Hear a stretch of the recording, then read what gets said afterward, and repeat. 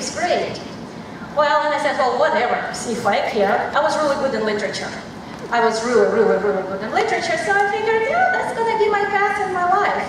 And when I was 15, I joined the local newspaper, and our newspaper, it's Rostov-on-Don. The population is over 1 million. So we had, I'm trying to remember, so we had over 1 million copies of the newspaper was produced. It was really big newspaper. So when I was 15, I published my first article. When I was 16, I was already editor for younger, we had just, I believe it called double track when you open newspaper, and in the middle, so we had for young authors, so I was editor. And by the time I graduated, we graduate when we are 17, younger than you are. I graduated from school at 17, I had 62 published articles. When I went to my university, they knew my name. I was well known in my hometown, again, it was over 1 million.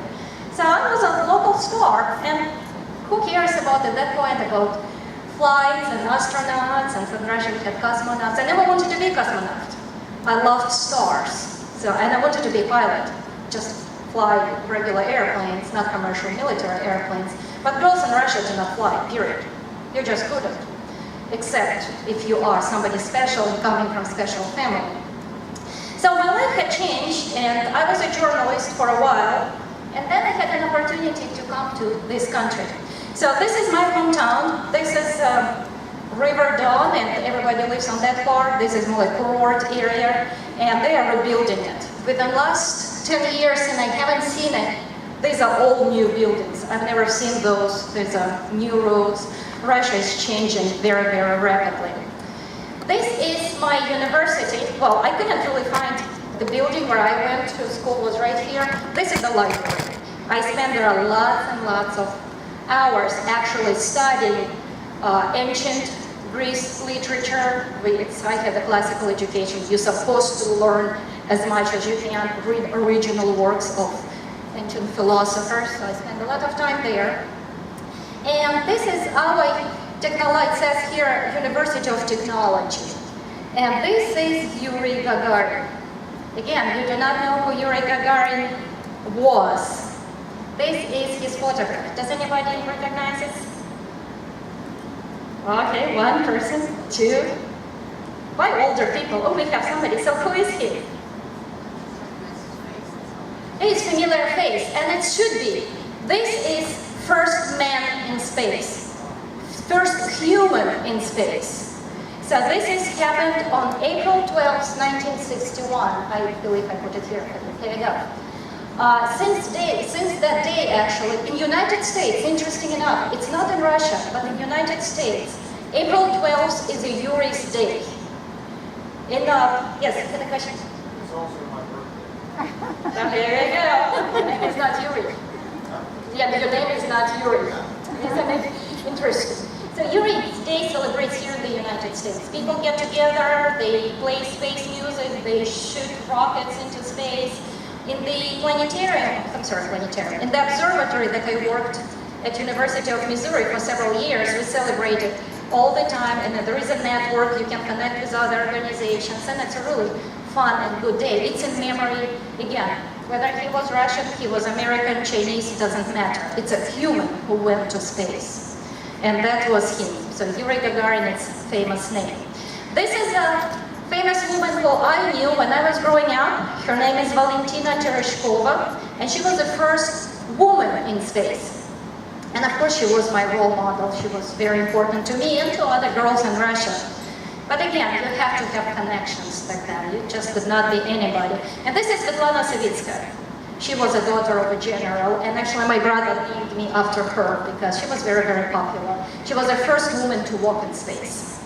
So we knew all those people, and that's when I was growing up. Yuri Gagarin, of course, was dead, but Valentina Tereshkova, she's still alive, and Svetlana Savitskaya. So we all learned about them, about their life, what they did, and how they got there, where they did, how difficult it was for them. This is another female pilot, because I wanted to be a pilot. I was learning more about them, and this is just women who flew airplanes during World War II. And that was the end of it. After that, women were no longer allowed to fly again, unless you Valentina Tereshkova, then it would be a different different story. But again, I was not her, so I couldn't do that. Well, I moved to the United States. I was lucky. I had this opportunity. I went to the university in Missouri, and because I already had this good path in journalism, I went to the School of Journalism. It was easy. I went to graduate school. I finished it in a year and a half, and trust me, my English was so bad that after the first semester, I thought maybe I need to take a semester off and learn a little bit English. So I took a semester off, came back, and with the next year I finished the program. I took the program in advertising management. And I learned quite a bit. It was interesting. I learned a lot about America, American history. Advertising apparently started before 50s, but 50s was the golden age of advertising, so I got to learn about presidents and culture and those huge cars, and I learned quite a bit. So I really enjoyed my classes, but I decided I don't want to do it. There is no challenge in it. There is just, I felt empty and not interested in doing it, and already spent quite a bit, many years of my life writing for newspapers in Russia and then going with advertising because it was close, but I did not feel quite as I want to do it for the rest of my life. I felt every time that I would come back home, that's just, so what's the point? Somebody gets money, you sell something. I actually got to the point when I thought, I even don't want to see those commercials on TV anymore. I actually right now even don't own a TV. I mean, I have a TV, but I do not have cable, I don't have anything. I watch sci-fi movies on it from my DVDs when I'm tired. That's the reason for my TV. I don't watch it anymore just because I'm tired of commercials and all the programs. I found them being not interested. So, in this country, I really had the second chance to go back to what I loved. It was always a part of me, but for a while it just was sitting there, just idle and waiting. I went back to astronomy. I've taken astronomy classes, I've taken a lot of programming and 3D developing, modeling classes, and that's how I started working on creating software for astronomy, for applications for astronomy. And that's where I met Steve Nagel and Linda Godwin. About 5 years, or maybe about 4 years after I joined the Department of Physics and Astronomy, they joined as well. Steve Nagel, I put a little bit of information about him. Unfortunately, he passed 3 years ago, just as soon as I moved here to St. Francis University. He was a mission specialist, pilot, and then commander of 2 missions. His wife, Linda Godwin, also went to space 4 times. They became very good friends of mine. And I thought I will tell you about Steve Nagel's dream. When he was a little boy, he grew up on a farm in Illinois, and he had an airplane, something like this. It was an old airplane. His dad taught him how to fly. And of course he wanted to fly. He wanted to fly, he went to flying school, he finished undergraduate degree in Illinois, then he went to California, finished there his master's, and he flew big airplanes. And then from there, he submitted documents for NASA program for astronauts, and he was accepted. So he flew shuttles after that. So somebody who grew up on a farm and learned how to fly an airplane like that, he went all the way to space. And then towards last years, he was no longer allowed to fly, but he saw an airplane just like this one that reminded him of his childhood, and he bought it that he could fly. Because if you dream to fly, nothing can destroy that dream, even cancer. Unfortunately, Steve died from cancer. Nobody could help him. But this is kind of an idea that when you have a dream, and when you want to be someone, really want to be someone, you definitely can be that someone. And if you don't have a dream yet, and you do not know who you want to be, you might change your ideas in your life several times, and then eventually you will come to something that feels right, that makes you happy, that makes you feel that your life is for something, not just getting up in the morning, going to work that you had, and going back home. Because that's not good enough. It's not good enough to live. You need to live for something. And we usually live for our dreams, right, to make them reality. So this video, and I hope it will play. What does it say? Oh, this one should not be internet. Okay, there. Please. I do not know about the sound. For all its material advantages, the sedentary life has left us edgy. 200 generations in villages and cities, we haven't forgotten. The open road still softly calls, like a nearly forgotten song of childhood.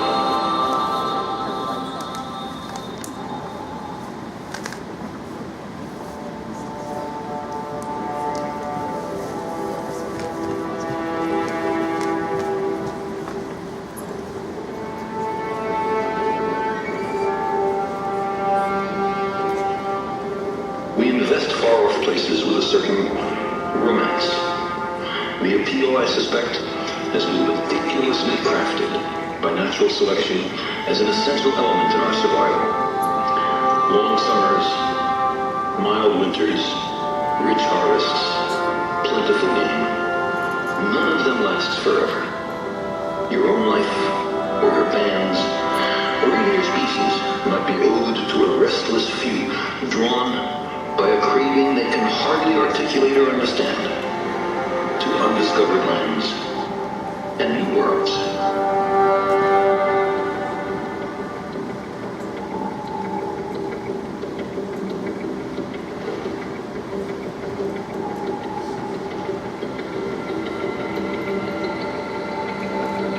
Herman Melville in Moby Dick spoke for wanderers in all epochs and meridians.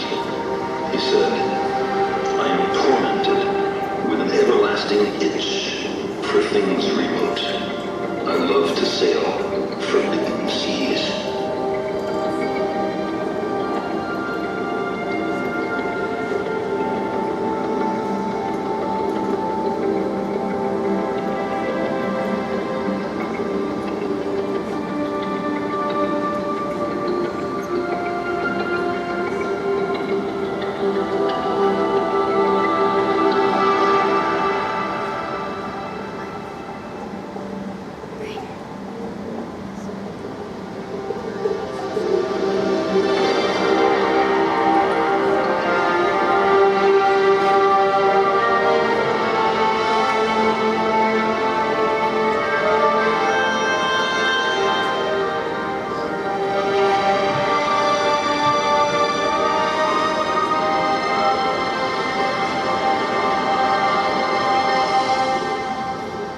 Maybe it's a little early.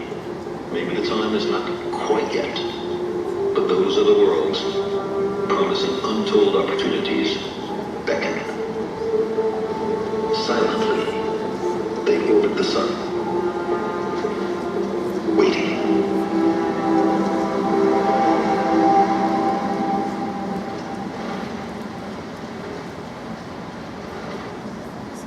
So this is movie Wanderers. I really like it because it's about dream. And did any of you recognize the voice? It's a voice of Dr. Carl Sagan.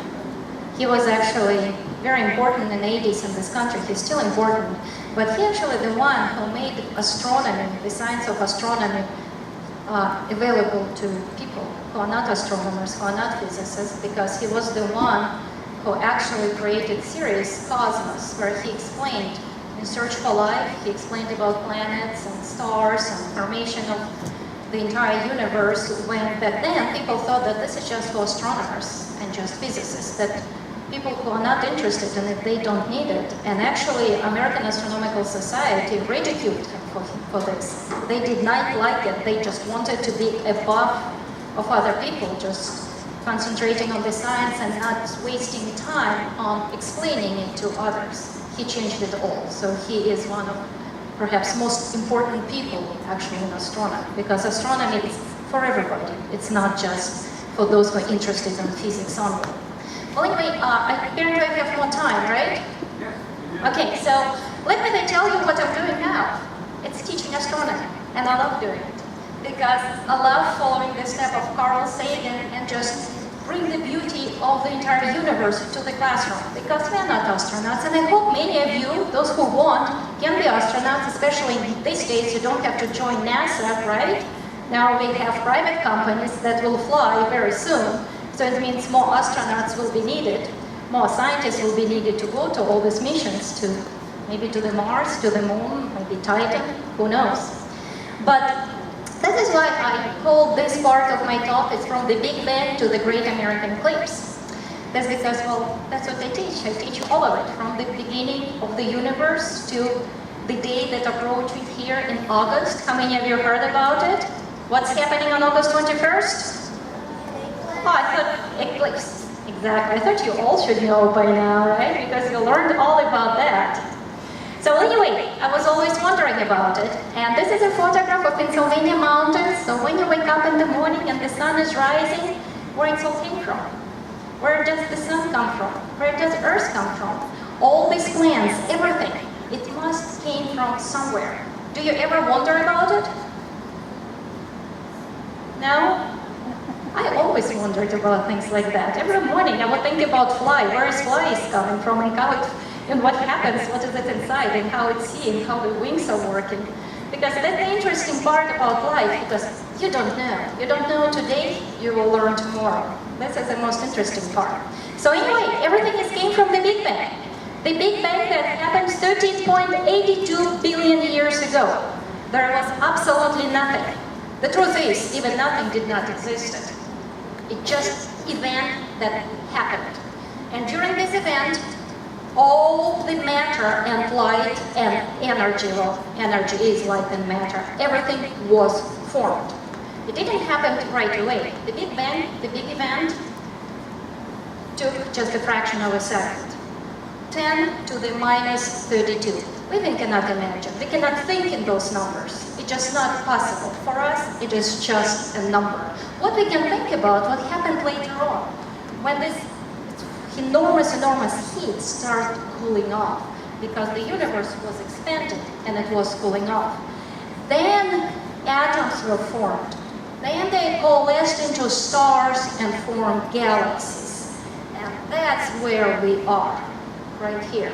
9 billion years after the formation of the Big Bang, that's where our planet formed. 9 billion years.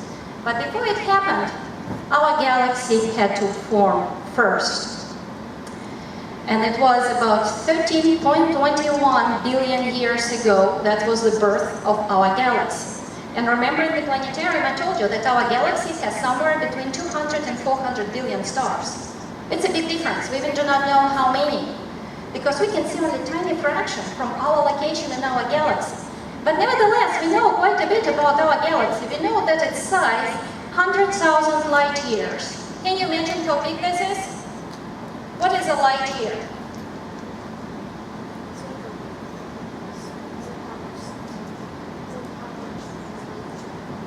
Exactly, it's a distance, right? It is how much light travel. Do you agree?